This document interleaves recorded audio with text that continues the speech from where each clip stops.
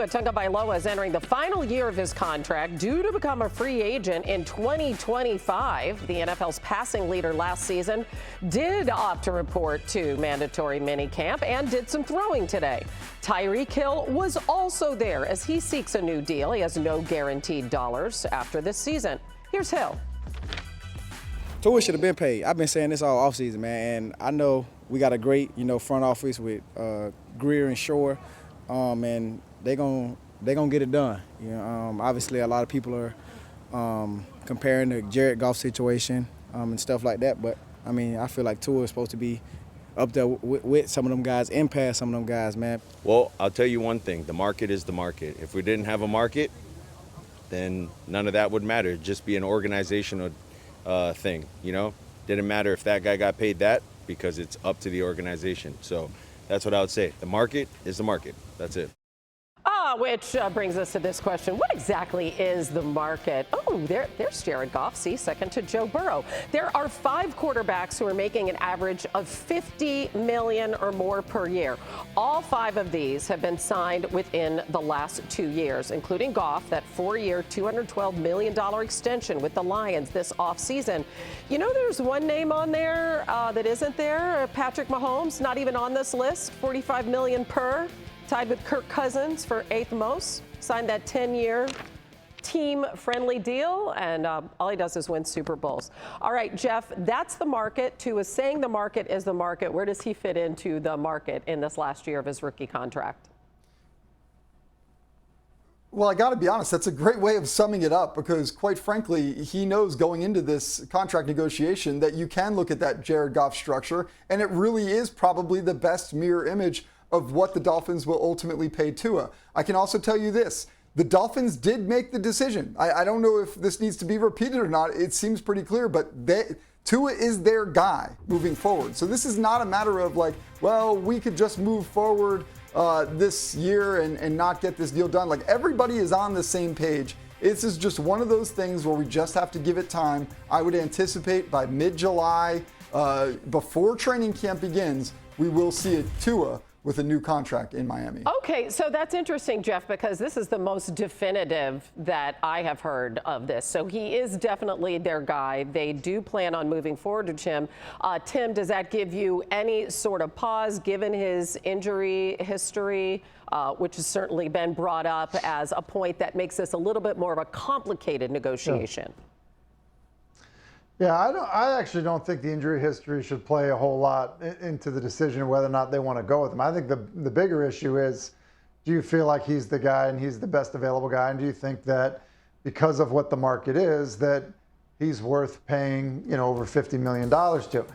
I also think this, and this is the part, Miami is a really attractive place because of the players that are there, and honestly, we've been joking about it, but it's an income tax-free state.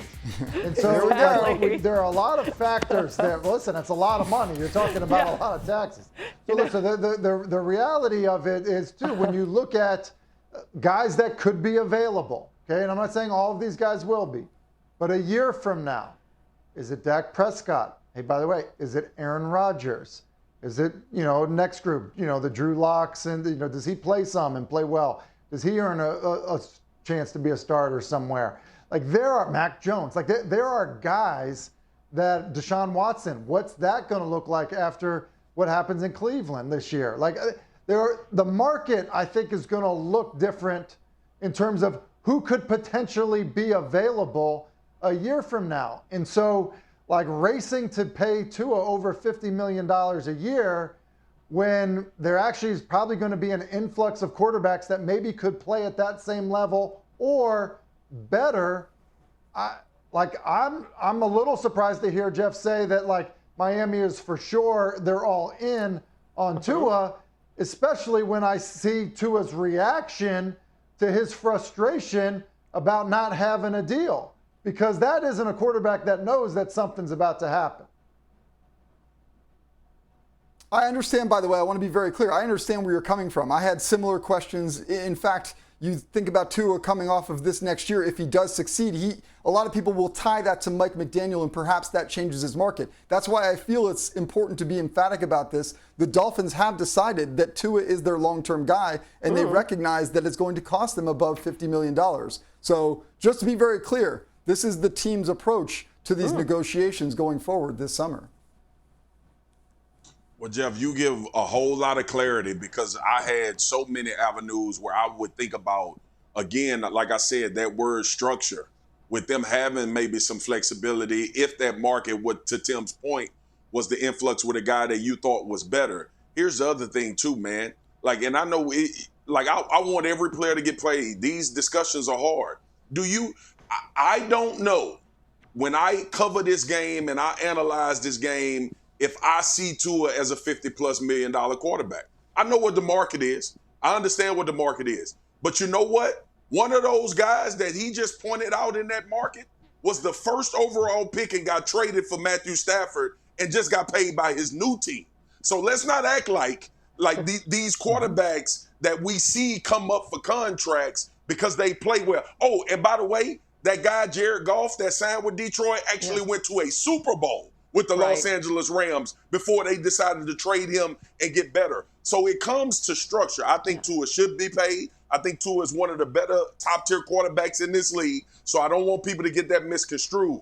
I've always been intrigued with what type of flexibility is Miami going to try to keep within the structure of this contract based on who may be available next offseason. It also seems like playoff success really does not matter in this equation. When you look at, say, the Kyler Murray contract is a great example of that. Dak Prescott. And Dak Prescott, one playoff win. Is this what my man RC got killed about saying last year? Yeah. Are we not revisiting a year ago when we said Tua was thick? And now Tyreek done said he fat as hell, and Waddle miss chubby Tua. Y'all better give him that same energy my dog RC got last year. Oh, my gosh. All right, go ahead, Jeff. My bad. I just had to get that off my chest, man. I mean, okay, good. I had to get that off. We've stood up for RC. Listen, obviously, Jeff has his finger on the pulse of all things Dolphins down there. What's the deal with this weight loss? How does it figure into the equation for a quarterback that's had durability issues? I'm going to make these comments in a vacuum. This has nothing to do with what Ryan Clark said last year. I will tell you, though, that Tua never felt comfortable with the weight that he put on.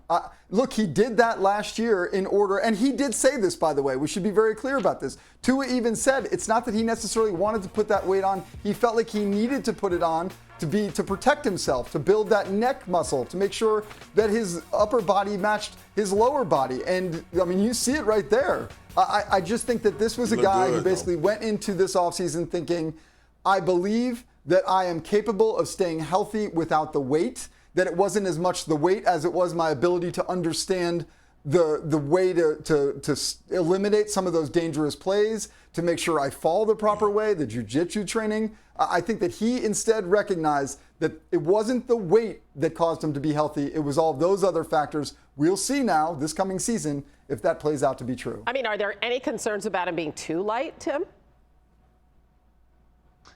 Well, listen, I would say this. I think Jeff makes some good points in terms of the durability. Being heavier doesn't necessarily make you fall differently, or sustain a fall differently.